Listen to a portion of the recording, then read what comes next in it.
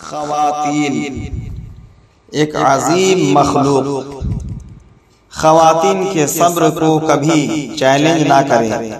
جو عورت اپنے جسم سے ایک جنین نکال سکتی ہے اور درد کا سامنا کر سکتی ہے، وہ اس قابل ہے کہ آپ کو اپنے دل سے نکال دے اور آپ کی جدائی کو بھی اسی صبر سے برداشت کر لے۔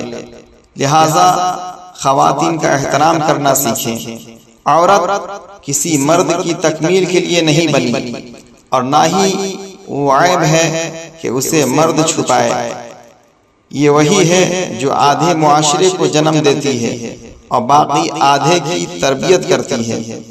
عورت ایک کپ کافی کی مانند ہے، اگر آپ اسے نظر انداز کریں تو وہ بھی سرد ہو جائے گی، یہاں تک کہ اس کے جذبات بھی۔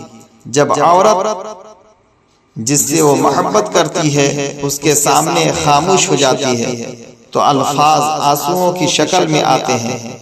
عورت ابتدا میں آپ سے دور رہنے سے ڈرتی ہے اور آخر میں آپ سے دور ہونے پر روتی ہے۔ بہت کم لوگ ہیں جو اسے سمجھتے ہیں۔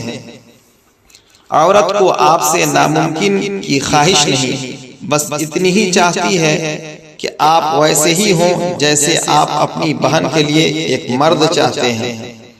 عورت یا تو عظیم تدبیر ہوتی ہے یا عظیم محبت، اور آپ ہی وہ شخص ہیں جو اس کا فیصلہ کرتے ہیں۔ عورت بیمار ہوتے ہوئے بھی دوسروں کا علاج کرتی ہے، خود غمگین ہو کر بھی دوسروں کو تسلی دیتی ہے اور تھکی ہوئی ہو کر بھی جاگتی رہتی ہے۔ عورت ہمیشہ چاہتی ہے کہ اسے بچی کی طرح برتاؤ کیا جائے، چاہے وہ کتنی ہی بڑی ہو جائے۔ عورت کے دل کا دروازہ نہ کھٹکھٹائے اگر آپ کے پاس توجہ کی سچی نیت نہیں ہے۔ عورت خواہ کتنی ہی سخت کیوں نہ ہو، وہ کبھی شفقت اور مہربانی کے جذبات سے خالی نہیں ہوتی۔ عورت ایک بچے کی پرورش اکیلے کر سکتی ہے، لیکن مرد بغیر عورت کے بچے کی پرورش نہیں کر سکتا۔ یہ ہے عورت کی عظمت۔ جب آپ مرد بن جائیں تو آپ کو ایک عورت ملے گی، جب آپ مرد ہوں گے تو آپ کو ایک عورت ملے گی، جب آپ بادشاہ بن جائیں گے تو آپ کے لیے ایک شہزادی ہوگی۔ لہٰذا کچھ نہ بنے اور یہ توقع نہ رکھیں کہ وہ سب کچھ بن جائے گی۔